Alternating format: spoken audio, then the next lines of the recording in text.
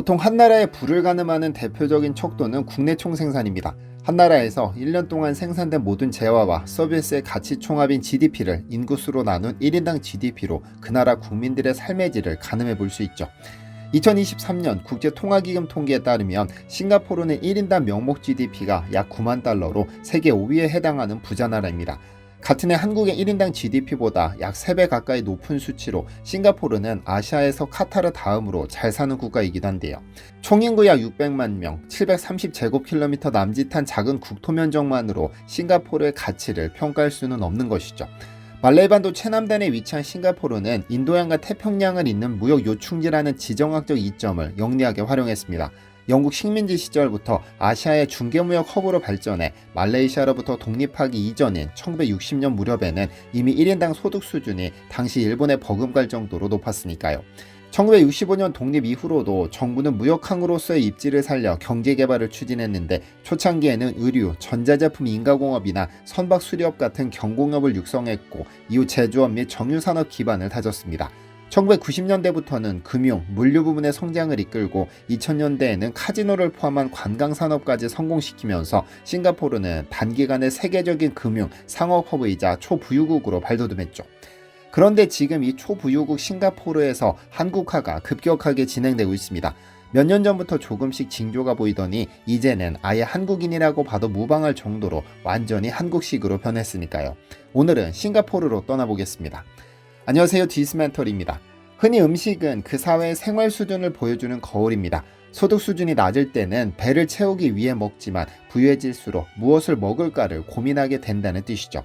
그런 의미에서 싱가포르는 오래전부터 미식의 천국으로 불려왔습니다. 다양한 문화권의 요리가 모이는 다민족 사회인데다 국민들의 구매력이 높아 전 세계 미식들이 집 앞에 있으니까요.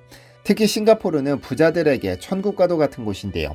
전 세계 부호들이 자신들의 자산을 맡길 안전한 투자처를 찾을 때 고려하는 몇 가지 조건이 있는데, 첫째, 정치적으로 안정되어 있고 전쟁 위험이 낮아 자산이 묶일 우려가 없어야 하고, 둘째, 일본처럼 지진이나 태풍 같은 자연재해 위험도 없어야 합니다. 셋째, 소득세, 법인세 등의 세금 부담이 크지 않아야 하고, 넷째, 자신의 자산 정보가 노출될 위험이 없어야 합니다. 그런 의미에서 싱가포르는 이 모든 조건을 만족시킵니다. 그래서 전 세계 부호들이 가장 선호하는 자산 피난처가 됐죠. 실제로 해외 자산가들이 너도나도 싱가포르에 돈을 싸들고 몰려오면서 길거리에 10명 중 2명은 백만장자라는 우스갯소리도 있습니다. 그런데 부자들이 몰려든다는 것은 동시에 전 세계의 미식 문화가 몰려든다는 뜻이기도 합니다. 그래서 세계적인 기업과 요리들이 경쟁하는 싱가포르에서 통하지 않으면 어느 나라에서도 성공하기 힘들다는 말도 있습니다. 그만큼 싱가포르의 외식 시장은 치열한 격전장이라는 뜻이죠. 그런데 최근 이 미식 천국의 주인공은 단연 한국 음식입니다. 불과 10여 년 전만 해도 싱가포르에서 한국 음식을 전문으로 하는 식당을 찾기란 그리 쉽지 않았습니다. 2012년경 싱가포르 한인회에 등록된 한식당이 약 100개에 불과했는데 거리 곳곳에 음식점이 넘쳐나는 싱가포르에서도 한식당 손에 꼽을 정도로 드물었습니다. 주요 상권의 몇몇 식당을 제외하면 한식은 현지인들에게 낯선 외국 음식이었던 겁니다. 하지만 2020년대 접어들며 상황은 완전히 달라졌습니다. 이제 마리나베이 샌즈, 부기스, 탄종파가르 등 핫플레이스 어디에서나 한식당을 쉽게 찾아볼 수 있으니까요. 상업 중심지 탄종파가르는 아예 한국 가게들이 몰려있어 한국 거리라고 불릴 정도며 대형 쇼핑몰 푸드코트나 번화한 식당가에는 한국식 바베큐와 치킨, 분식 등을 판매하는 업소들이 우후죽순처럼 생겨나고 있습니다. 한식당 수 자체도 최근 몇 년 새 폭발적으로 증가했죠. 이제 싱가포르 사람들에게 한식은 더 이상 낯선 이국 음식이 아니라 일상에서 즐기는 친숙한 먹거리가 됐는데요. 실제로 싱가포르의 한식 인기는 여러 지표로 확인됩니다. 동남아시아 최대 차량 공유 배달 플랫폼 기업인 그랩에 따르면 2021년 싱가포르에서 소비자들이 배달앱을 통해 가장 많이 검색한 음식은 한식이었습니다. 2022년에는 한식 검색 순위가 전체 3위였는데 상위권에 꾸준히 이름을 올리고 있습니다. 또한 2022년 기준 싱가포르인들이 가장 즐겨 찾은 외식 메뉴 중 하나가 코리안 프라이드 치킨이었다는 집계도 있습니다. 과거 양식의 대명사처럼 여겨지던 피자나 버거만큼이나 한국식 치킨이 일상적인 인기 메뉴로 올라섰다는 뜻이죠. 그리고 이는 현지에 거주하는 한국인 이민자들의 이야기가 아니라 현지인들이 만들어내는 성과입니다. 이 맛의 한국화가 과언이 아닌 겁니다. 그래서 최근에는 한국인이 아닌 현지 셰프나 요식업 종사자가 직접 한식당을 창업하는 사례도 늘고 있는데요. 대표적으로 싱가포르 로컬 자본으로 운영되는 한국 치킨 전문 체인 진짜치킨이 있습니다. 이름부터 한국어로 진짜를 내세운 이 치킨 체인은 현지인들도 정통 한국 브랜드로 믿었습니다.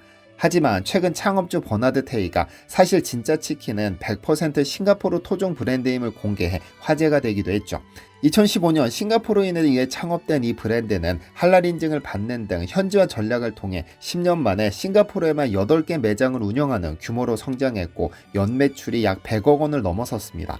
그는 우리가 싱가포르 브랜드라는 것을 이제는 자랑스럽게 밝힐 때가 되었다면서 그동안 한국 브랜드로 오해받는 것을 굳이 바로잡지 않았던 이유를 밝혔습니다. 한국인이 아니면 한국 치킨을 제대로 만들 수 없다는 인식이 있어서 일부러 초기에는 내색하지 않았다는 겁니다. 그런데 재미있는 사실은 손님 중에는 싱가포르인이 운영한다는 사실을 알고 발길을 돌리기도 했다고 하죠. 이런 일화는 싱가포르에서 한국산이라는 이미지가 음식의 신뢰도와 인기에 얼마나 영향을 주는지를 단적으로 보여줍니다. 싱가포르 최대 일간지 더 스트레이트 타임즈는 얼마 전 한국 음식점 열풍을 단 한마디로 요약했습니다. 가장 먼저 부부가 운영하는 소규모 음식점이 생겨났고 다음에는 한국식 치킨 전문점, 그 다음에는 빙수와 한국식 바베큐 사업, 그 다음에는 고급 한식 레스토랑이 들어섰다. 한국 음식 사업에는 개인 차원에서는 물론 대만 음식 기업까지 나서고 있다. 그간 한식이 인도네시아나 북미, 남미 등에서 유행하고 있다는 소식은 종종 들려왔지만 그 어느 곳보다 활발한 곳이 싱가포르였습니다. 그리고 위 진짜치킨 사례처럼 한국 음식점은 한국인뿐 아니라 싱가포르 사업가는 물론 여러 국가의 음식, 음료 명문 기업이 뛰어들고 있습니다. 우리에게도 잘 알려진 우육탕면과 버블티 브랜드를 소유한 대만의 푸드팰리스 그룹 역시 88포차 브랜드로 발빠르게 체인점을 확장해 가고 있죠. 메뉴 또한 한국식 후라이드 치킨, 찌개, 짬뽕, 매운 해산물 라면 등등 지극히 한국적인 것들입니다. 사실 이러한 한식의 인기는 한류를 빼놓고 설명할 수 없습니다. 드라마, 음악, 예능 등 K 콘텐츠가 전 세계적으로 인기를 끌면서 한국 문화 전반에 대한 관심이 높아졌으니까요. 싱가포르는 2000년대 이후 꾸준히 한류의 영향을 받은 나라로 현지 젊은 세대뿐만 아니라 다양한 연령층에서 한국 대중문화에 익숙합니다. 특히 드라마의 영향이 컸는데 인기 드라마 속 등장하는 한국 음식들은 전 세계 팬들의 식욕을 강하게 자극했죠. 싱가포르에서는 대장금, 별의 손그대, 오징어 게임 같은 한국 드라마가 유행할 때마다 극중 음식들이 큰 화제가 됐는데요. 그 중에서도 치맥 문화는 드라마를 통해 폭넓게 알려져 한국식 프라이드 치킨에 대한 현지인의 호기심과 수요를 크게 키웠습니다. 한편 싱가포르에서 한식은 웰빙 푸드로 주목받고 있는 점이 특이합니다. 싱가포르인들은 점차 건강한 식생활에 관심이 높아지고 있는데 한국 음식이 중식이나 서양식에 비해 비교적 건강하다고 믿습니다. 예를 들어 김치, 비빔밥, 불고기처럼 야채와 양념을 활용한 한국 요리는 영양균형이 좋고 발효식품이 많다는 점에서 상당한 호감을 사고 있을 뿐 아니라 정부가 트랜스지방 금지나 영양성분 등급 표시제 등을 도입하며 건강한 먹거리를 장려하고 있기도 하죠. 한식이 맵고 자극적일 것이라는 선입견과 달리 알고 보면 채소 위주 반찬과 담백한 찜, 구이 요리가 많다는 점이 현지인들에게 어필하는 겁니다. 한국산 과일이나 전통차, 홍삼 같은 건강식품에 대한 관심이 증가한 것도 이러한 맥락일 텐데요. 세계 어느 나라에서든 외국 음식의 유행은 잠시 반짝하고 지나갈 수도 있습니다. 자리를 못 잡으면 금방 잊히는 것이죠. 한식이 지속적으로 열풍을 일으키려면 현지인들의 기호에 맞게 현지화하는 것이 중요한데 다행히도 싱가포르의 한식당들은 맛의 현지화와 정통성 유지 사이에서 절묘한 균형을 잡으며 경쟁력을 높여가고 있습니다. 대표적으로 엄용백 식당을 들 수 있습니다. 부산의 유명 돼지국밥 전문점 스타일을 표방한 이 식당은 점심에는 뜨끈한 돼지국밥, 저녁에는 분량 가득한 고기구이와 반찬들로 메뉴를 구성해 언제 가도 문전성시를 이루고 있죠. 한국인들이나 먹는 줄 알았던 돼지국밥이 싱가포르에서 대기줄이 생기게 할 것이라고는 누구도 예상하지 못했지만 현지인의 입맛에 맞게 국물의 간을 세심히 맞추고 잡내를 잡는 등의 노력을 통해 현지인들도 좋아하는 깊은 맛을 구현해냈습니다. 이처럼 다양한 스타일의 한식당들이 싱가포르 곳곳에서 성업 중인 현재 풍경은 한식의 세계화가 현실이 됐음을 단적으로 보여주는데요. 싱가포르에서 통한다면 세계 어느 곳에서도 통할 수 있다는 말처럼 글로벌 미식 시장에서 한식이 경쟁력을 입증받고 있는 겁니다. 물론 이러한 성공 이면에는 끊임없는 도전과 노력이 있었습니다. 앞서 소개한 진짜 치킨 사례처럼 현지 문화와 조화를 이루기 위한 전략도 중요했습니다. 싱가포르는 다인종, 다종교 사회여서 무슬림 고객층을 위한 할랄 인증을 받는다든지 너무 맵고 자극적인 양념은 일부 조절한다든지 하는 세심한 배려가 필요했습니다. 또 서비스 면에서의 현지화 역시 중요했죠. 현지 직원 고용 및 한국식 서비스 교육, 매장 인테리어의 현지 정서 반영 등 보이지 않는 부분에 투자가 있었기 때문에 오늘날 싱가포르에서 한식당들이 신뢰받는 외식 브랜드로 자리 잡을 수 있었습니다. 한국의 외식 기업들도 싱가포르 시장의 까다로운 기준을 통과하기 위해 충분한 사전 시장 조사와 시험 운영을 거치는 등 공을 들여왔고, 그 결과 이제 싱가포르에서 한식당 창업은 유망한 사업으로 인식되고 있습니다. 싱가포르가 한국화되고 있다는 사실은 마트에만 가도 즉시 확인됩니다. 싱가포르의 대형마트에는 한국산 가공식품이나 음료 코너를 따로 마련하고 있을 정도죠. 과거 명절이나 행사 때 싱가포르 사람들은 전통적으로 만다린 오렌지, 바쿠아 같은 것을 선물로 주고받았는데, 최근에는 한국산 한라봉청이나 오미자청 세트 같은 이색적인 한국식품 선물 세트도 인기를 끌고 있습니다. 특히 소주의 약진이 두드러집니다. 원래 싱가포르에서는 모임에 맥주나 와인을 즐겨 마셨지만 한류 영향으로 소주와 소맥 문화가 유행하면서 한국 소주 판매량이 급증했습니다. 그래서 대형마트 주류 코너에는 진로의 과일맛 소주들이 진열돼 있는데, 무더운 열대기후와 잘 맞는 달콤한 과일향 덕분에 오리지널 소주보다 인기가 훨씬 높습니다.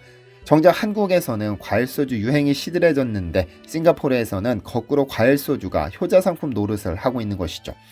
간편식과 밀키트 분야에서도 한국 제품의 인기는 대단합니다. 싱가포르인들은 집에서 요리를 많이 하지 않고 외식을 자주 하지만 코로나19 이후로 집에서 간단히 조리해 먹을 수 있는 식품에 대한 관심도 높아졌습니다. 이 틈새를 노려 한국의 즉석식품과 양념 소스류가 속속 진출했는데요. 현재 한국 식당들이 갈비탕, 떡볶이, 양념치킨 소스 등의 밀키트를 출시해 슈퍼마켓에서 판매하기도 하고, 한국의 온라인 식품몰들이 싱가포르 이커머스 플랫폼에 입점해 신선 식재료부터 조리 소스까지 다양한 제품을 선보이고 있습니다. 마켓컬리가 싱가포르 최대 온라인 쇼핑몰인 라자다 산하 레드마트에 공식 입점한 것이 대표적입니다. 덕분에 클릭 한 번으로 한국의 고추장, 된장 등의 장류, 각종 양념, 레토르트 식품들을 손쉽게 구매해 집에서 즐길 수 있게 됐는데, 이는 한식을 직접 요리해 먹는 사람이 늘었다는 뜻입니다.